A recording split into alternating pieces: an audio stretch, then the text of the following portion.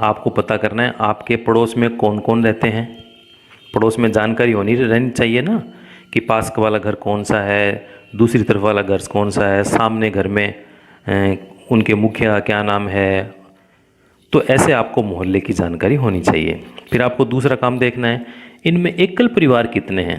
अब एकल परिवार आप जान ही गए, जिसमें माता पिता और बच्चे रहते हैं वो एकल परिवार होता है। तो आपको पता करना है एकल परिवार कितने हैं। फिर उनके घर में कितने कितने सदस्य रहते हैं, उनके बीच काम का बंटवारा किस प्रकार का है। इनमें संयुक्त परिवार कितने हैं।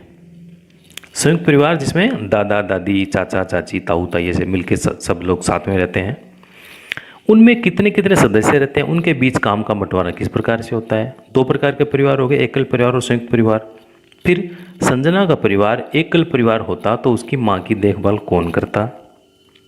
निश्चित रूप से संजना का परिवार यदि एकल परिवार होता तो उसकी माँ की देखभाल उसके पिताजी को करनी पड़ती, या संजना को स्कूल से छुट्टी भी लेनी पड़ सकती थी। और संयुक्त परिवार था तो उसको कोई फर्क नहीं पड़ा। अब देखिए परिवार का वंश वृक्ष। अब संजना ने अपने परिवार का वंश वृक्ष बनाया। आप भी अपने परिवार का वंश वृक्ष बना सकते हैं। अपनी कॉपी में आप इस प्रकार से बनाइए और इसमें आप अपने माता पिता की सहायता ले सकते हैं। वंश वृक्ष बनाने के लिए आप शुरुआत कीजिए। अपने आप से शुरुआत भी कर सकते हो, या आपके पिताजी, फिर उनके पिताजी, जिनको भी आप जानते हैं, आपने बात की अपने पिताजी से, फिर पता लगा कि हाँ उनको जानते हैं, अंत में वहाँ से शुरुआत कर सकते हैं। तो जैसे यहाँ पर उन्होंने शुरुआत की है परदादाजी से, अनंदाराम, ये उनके परदादाजी है। फिर अनंदाराम जी के बेटे, इनका नाम है मोतीलाल, ये संजना के दादाजी हो गए। फिर मोतीलाल के पुत्र जगदीश, ये संजना के पिताजी हो गए। फिर जगदीश की बेटी होगी संजना, वो स्वयं होगी।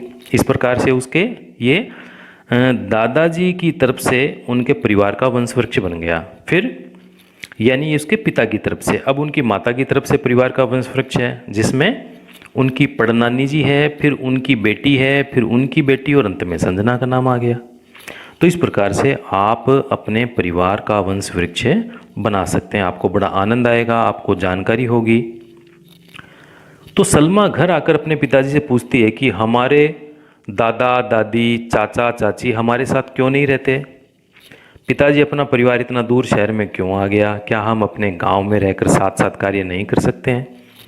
इस प्रकार की समस्या आती है और लोगों को अपने कार्य के लिए और उनकी आजीविका की कई बार समस्या होती है। ठीक प्रकार से उनकी आजीविका पूरी नहीं हो सकती, उनको काम नहीं मिलता, इसलिए काम की तलाश में उनको दूर जाना पड़ता है। और जब दूर जाते हैं तो आपको निश्चित रूप से पता है सारे साथ नहीं जा सकते, तो इस प्रकार से एकल परिवार बन जाते हैं। कई बार गांव में जो लोग रहते हैं संयुक्त परिवार में, तो गांव में पढ़ाई की सुविधा कुछ कम होती है, तो अच्छी पढ़ाई के लिए वो शहर में आ जाते हैं, तो उस समय भी एकल परिवार बन जाते हैं। तो पढ़ाई के लिए, कार्य के लिए, और कई बार कोई और अन्य कारण हो जाता है परिवार में जिसकी वजह से उनको दूसरे स्थान पर जाना पड़ता है। तो ये ऐसे कई कारण मिलकर बनते हैं जिससे एकल परिवार बन जाते हैं।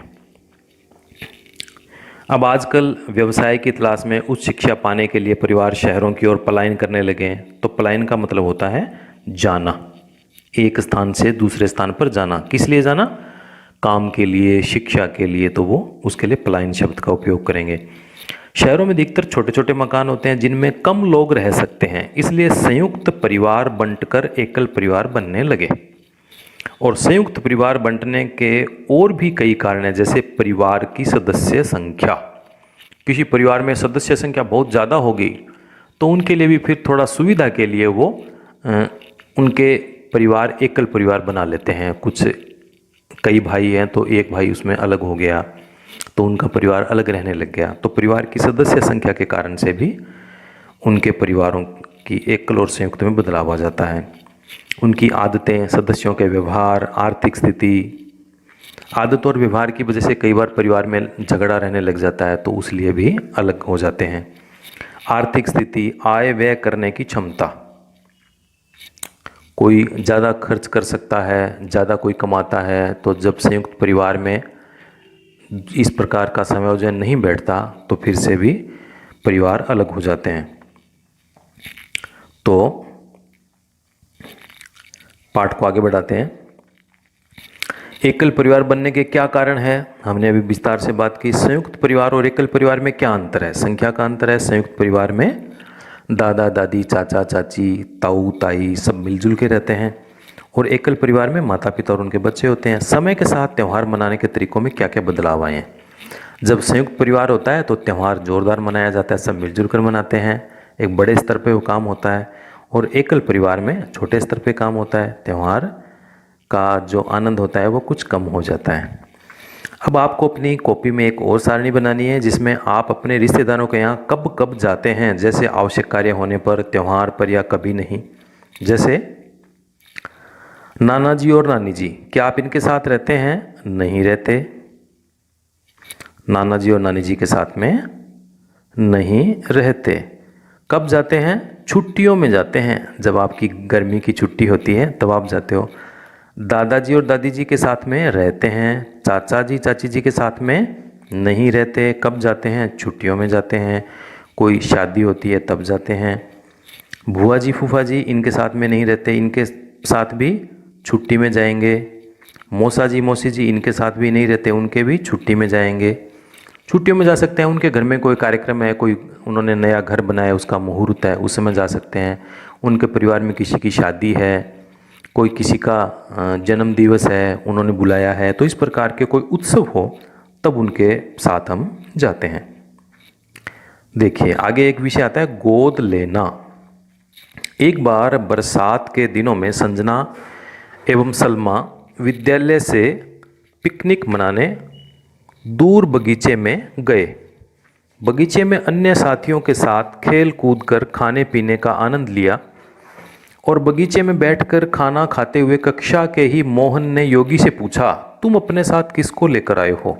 योगी, यह मेरी छोटी बहन है। मोहन, यह पहले तो कभी तुम्हारे साथ दिखाई नहीं दी, अचानक कहाँ से आ गई भैया?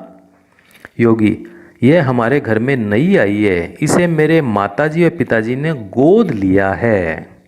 देखो एक नई जानकारी आपको मिलेगी, गोद लिया है। जैसे मैं अपने माता पिता का लड़का हूँ वैसे ही यह भी मेरे माता पिता की लड़की है। इस तरह ये मेरी बहन है, यह मुझे बहुत अच्छी लगती है और मेरे साथ घूमती है और मेरी नकल करती है। गोद लेना क्या होता है?